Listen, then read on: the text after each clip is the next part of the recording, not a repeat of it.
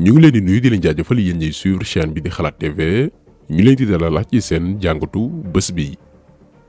tey dañu ñëw wala bokk dellu si waat ci l'affaire Sweet Beauté ndax mu ne ni li ñëpp doon sàkku depuis 1 an muy yoon def liggéeyam te lépp nag ñu teg ko ci dëgg lii dafa baax ñu préciser ko lépp ñu teg ko ci dëgg. tey yoon woowee tegaat dossier bi ci table bi yëg ngeen convocation propriétaire fañ ne la mbir yi amee woon muy Ndeye Khady Ndiaye ak borom këram ba déglu leen ñoom ñaar ñëpp. muy nag dossier boo xam ni ñun dañ leen diggoon ni fuñ ci toll daañ ci def taxaw seetlu ndax itam Sénégal dootuñu nangu ñuy wëy di ko yor ci ju njaaj teg dil ak complot lii dafa war a jeex ci politique bu Sénégal te ñu jubli ci liggéey ngir defar suñu réew lii benn mbir la. ñaareel bi mooy bu dul dara aussi lépp fukki ndaw ñàkk nañ seen bakkan ci lu mënoon ñàkk bu doon ñi war a doxal yoon jiital nañu ragal yàlla ci li ñuy def ba ñu wut lu neex benn mbindeef mbaa groupe doomi aadama.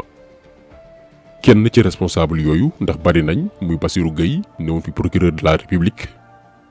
déjà avant ñuy ubbiwaat dossier Sweet Beauté bii rawale nañ ko remplacer ko ngir turam disparaître ci affaire bii.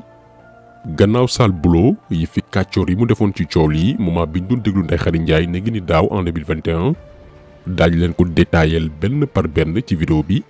responsabilité Bassirou Gueye ci sos fent ay mbir volontairement ci tayeef waaye du ci génne noonu donte jéem nañ ko rawale ngir ñu fàtte ko mais duñ ko bàyyi ndax vidéo yi dafay des l'histoire retiendra parce que Sénégal tàmm nañ di wutal nit way wu rafet. alors que ñu mel ni procureur Bassirou Gueye yi ay woyu lañ c'est des délinquants lépp nag ndax mbiri àdduna te dina leer tey rôle bi mu joué woon ci dossier bii ba plus d'une dizaine de jeunes ñàkk ci seen bakkan. dañuy taxaw d'abord ci kaaw Ndeye Khady Ndiaye laataa ñuy ñëw ci li Bassirou Gueye liggéey ci dossier am ak quelques éléments de preuve laataa muy dem ñu koy remplacer. déjà nañu xam ni. audition wu maanaam déglu Ndeye Khady Ndiaye wareef la ci wàllum yoon ndax bu dul dara fañ ne la mbir mi amee woon moo ko moom ki waral cool yi muy Adji Sarr moom moo ko recruté woon di ko fay ngir mu koy liggéeyal kon yoon lañu déglu ko en tant que patron institut Sweet Beauté. waaye nag mënuñu ko déglu dans le fond du dossier en tant que témoin oculaire maanaam ku fekkee woon la xew Sweet Beauté guddi 2 jàpp 3 février 2021 jour bi Adji Sarr dem di porter plainte. ndax moom Ndeye Khady Ndiaye ma nga woon hôpital gannaaw ba mu amee woon doom de manière prématurée buñ koy déglu moom mooy xëy na digganteem ak Adji Sarr ndax Ousmane Sonko daan na fa ñëw ak lam fa daan def ndax coow mës na fa am ndax Adji Sarr mës na ko kalaameem déet et vraiment liggéey bi gendarmerie def na ko ci anam yu mucc ayib comme ni ngeen koy gisee ci PV bi su ko defee ndaw si tontu ci laaj bu ci nekk bu noppee ñu yeewi ko mu ñibbi këram. moom amul luñ ko war a mën a toppee wax dëgg fa yàlla mais jamono jii ñuy wax ak yéen moom Ndeye Khady Ndiaye dañ ko placé sous contrôle judiciaire ci gàttal prisonnière la boo xam ne li ko wutal ak ñeneen ñi caabi féete ginnaaw mooy mi ngi doxi soxlaam ci réew mi mais yoon da ko teg loxo nangu passeport am maanaam mënul génn réew mi ci prison à ciel ouvert la nekk. lii nag dina jaaxal ñu bari daañu posé ay question koo xam ne fekke woo yëgoo tinoo naka lañ la mën a xañee say àq ak yelleef lii lépp liggéeyu Bassirou Gueye la woon bésu 5 février 2021 gannaaw ba ñu déglu Ndeye Khady Ndiaye ba noppi lan moo xewoon bés boobu noonu ci li ñuy ñëw. bi coowu Sonko ak Adji Sarr jibee wax nañ leen léegi ni mi ngi fekkoon Ndeye Khady Ndiaye hôpital gannaaw ba mu amee woon doom prématurément. d'ailleurs fa lañ ko jëlee moom ndaw si yóbbu ko section de recherche ngir déglu ko période bi nag dafa doon recevoir ay appel ay proposition millions yu takkoo takku ngir mu dëggal tuuma Adji Sarr yi maanaam confirmer que ni Ousmane Sonko moo ko violé mu wax ci kanamu enquêteurs yi ne leen Adji Sarr kalaame na ma du benn yoon du ñaari yoon jëm ci mbiri Sonko en échange ñu fay ko xaalis bu baree bari. premier jour bi ma njëkk a woo mi ngi ma fekk brigade de recherche la ma fekk. sama avocat. mi ngi toog. Touré mi nga xam ne moo ñu enquête mi ngi toog ci 16 ans. sama portable ma doo ko sama poos téléphone bi sonné Touré ne ma fii dañ fa interdit pour wuy téléphone man ne ki may woo si ne ma bës balde na ma def ko may libre xamul sax sama tur daf ma finaa ma ne ko wii mu ne ma 15 millions mi ngi nii pour ñu dugal la foo xam ne da nga toog wax loo xam ne nii ñun man ak yow ak ñun kii ñu tudd yàlla suñu borom bi.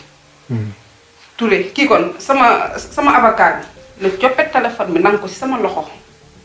ne ma bul jëlati benn appel. malgré proposition yi ndaw si wax li mu xam ne dafay xool digganteem ak yàlla mu wax ci PV gendarmerie yi ne mësul am problème ak Ousmane Sonko. enquêteurs yi dem nañ sax ba laaj ko ndax mës ngaa maase Ousmane Sonko mu ne waaw ba ci premier jour ba mu fay ñëw waaye mësuma woon comportement bu doyadi wala woon ko keneen ci li ma xam. bi ndaw si nag setale Ousmane Sonko ba noppi daal di wax enquêteurs yi ne xale bu jigéen ba mu bàyyi woon ca salon ba ak Adji Sarr ñu naan ko Aïssata Ba nettali woon na ko ne Adji Sarr Ousmane Sonko dafa dem rek jour boobu noonu mu am ku mu woo téléphone ngir mu jël si ko maanaam genre complot lu ko gën a ndiru. fii nag laay problème am tàmbalee. jour biñ ko dégloo mu wax lii ngeen liir sànq ci PV yi lañ ne nañu tëgg ay pexe ngir noppiloo ko ndax dafa bëgg a xajamal mbir yi dafa bëgg a yàq li ñu liggéey bay si fii. première chose yoon wi ñu njëkkoon jaar ngir tëjlu ko moom ndaw si mooy xool ndax salon de beauté bi am nay kayitam déet boo amul kayit ñu ne ko ràpp ci kaso bi pour kuy exercer benn activité sans autorisation kuy yëngu ci benn mbir tamoo ci ndogalu service état yi yëngu ci wàll wi. lii yëpp Bassirou Gueye moo ko doon coordonné moo doon woote section de recherche ngir ñu chargé Ndeye Khady Ndiaye mën ko tëjlu. heureusement pour ndaw si mi ngi woon ak ni ne am maanaam moom ndekete dafa sax créer entreprise ngir mën a liggéey comme ni ko yoon tërlee këyit yaa nekk nii mu jébbal ko waa gendarmerie ne leen sama lépp ci yoon laa ko teg. donc fii échoué na mënuñ ko ci tëj léegi ñu ne nañu lambaat feneen. laaj leen lan la procureur Bassirou Gueye defoon jamono jii tey rek ngeen di jommeeti pour ñi yaakaar ni Sénégal ay nit yu sérieux ñooy gérer wàllum yoon ñi jàpp ni yoon wi dafa tëddee njaaxanaay daf fi nekk pour protéger sénégalais yépp. bi Bassirou Gueye xamee ni ndaw si mi ngi ay kayitam ak lépp dafa dem ci internet bi comme que entreprise Ndeye Khady Ndiaye bi mi ngi tudd Institut Sweet Beauté mu dem def ay recherche Facebook. yem ci page bii ñu naan Sweet Massage page boo xam ni Ndeye Khady Ndiaye moomu ko moment bi ñuy def vidéo bii turu page bii ñu tuddee Sweet Massage dañ ko soppi tuddee ko Mina Massage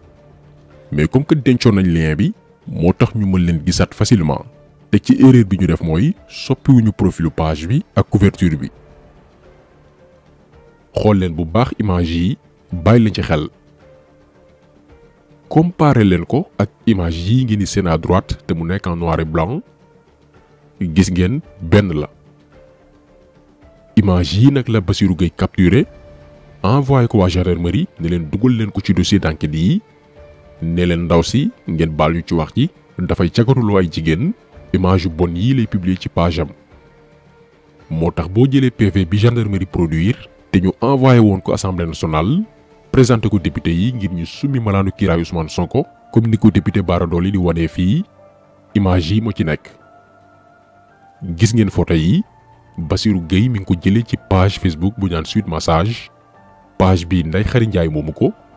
benn groupe bu jigéen la buy jaay seen bopp ci internet bi di jël ay image yu ñeneen di ko dugal seen page pour attirer ay góor ay clients. bañ na ko ba ñoom dañoo publier ni seeni bërëb mi ngi nekk Ouest Foire ci ginnaaw siège fédération sénégalaise de football. page bii nag ngeen di seen mooy bi Ndeye Khady Ndiaye moom muy Spa Sweet Beauté Spa. boo défilé ci page bii nii gis ngeen amul lenn luy ndiru jaay sa bopp seen numéro téléphone ak seen adresse muy Sacré-Cœur ñu ngi ko mentionné. procureur Bassirou Gueye bàyyi page bii nii dem jël beneen page boo xam ne ñooñee dañuy def naka sudul noonu capture image ya fa nekk envoyé ko section de recherche ne dugal leen ko ci dossier bi ci page yu Ndeye Khady Ndiaye la jógee ñoo xam ni seeni numéro ak seen adresse bokkul ak sax bu Ndeye Khady Ndiaye. boo demee léegi ci opérateur téléphonique ñu génnale seeni tur ak seeni sant ba ci seeni pièces yi ñu identifier seeni numéro. lii moo tax Ndeye Khady Ndiaye ba tey jii ñuy wax ak yéen yoon di ko toppee incitation à la débauche kuy xirtal ay doomi aadama ci njaaloo benn publication d'image contrainte aux bonnes mœurs kuy fësal ay nataal yoo xam ne àndul ak kersa ak worma ñaar waaye itam complicité de viol ku ëffal góor ak benn jigéen ngir mu sàkku ko ci li ko neexul. lii ba tey jii ñuy wax ak yéen moom la ñuy toppee Ndeye Khady Ndiaye sos yoo xam ni Bassirou Gueye moo ko tëgg muy lu neex a vérifier il suffit que nga jël page bi ñu wax ni moo ko moom woo leen téléphone ngir xam ñooy ñan fekk leen fa ñu nekk ñooñee ba tey seen page mi ngi dox ñoo ngi jaay seen bopp di publier ay image yu bon a bon mais kenn jàpp leen. ki nga xam ni nag moom moomul yëgul fekkeewul lu dul tur suite moo leen boole ñu placé ko ci sous contrôle judiciaire di ko jaamanteloo entre gendarmerie ak tribunal.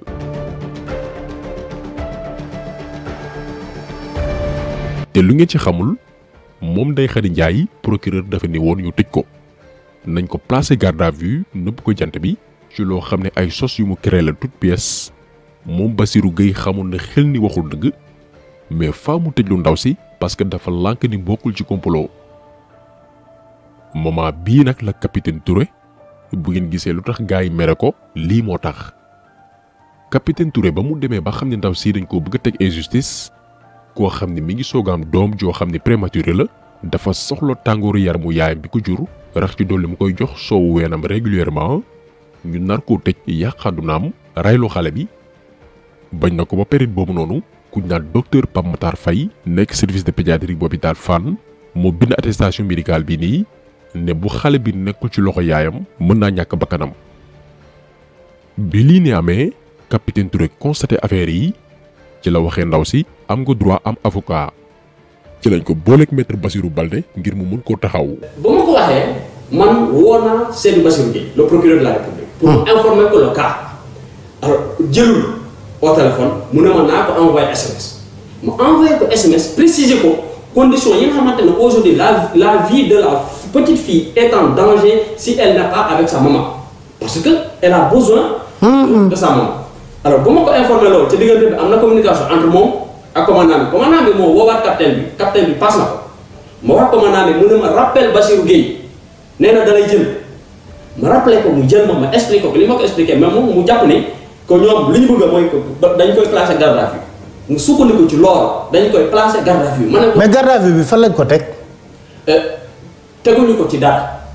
pour ma wax la te yàlla moo ñu tiim. teguñu ko ci dara lépp li nga xamante ni ñu ngi ko koy bëgg a tuumal moom xale bi def ko. ce qui se passe en fait Papa Alé c'est que moom dañu bëgg moom mu revenir sur cette déclaration bi nga xamante ne def na ko ci presse bi. mais ñoom dañoo bëgg ndaw si déclaration yi mu waxoon mu dellu si waat si. soo changé version dama lay jox 15 millions.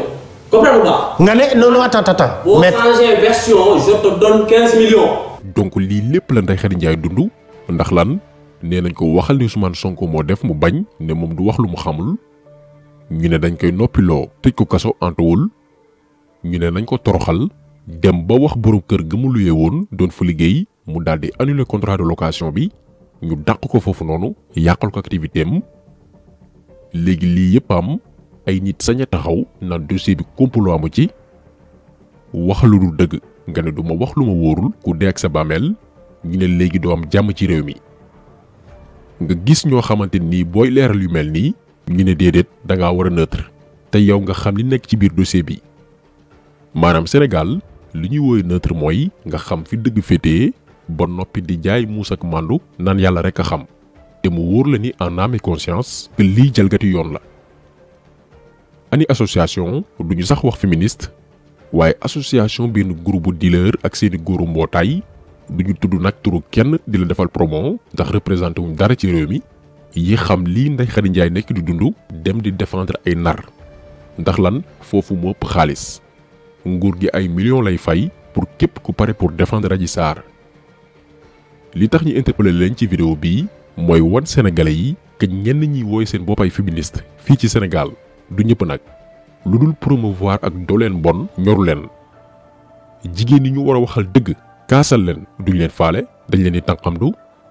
seen combat du pour la vraie femme sénégalaise les femmes sénégalaises battantes di daan seen doole seen lépp ñu teg ko ci dëgg xaalis bañ leen këf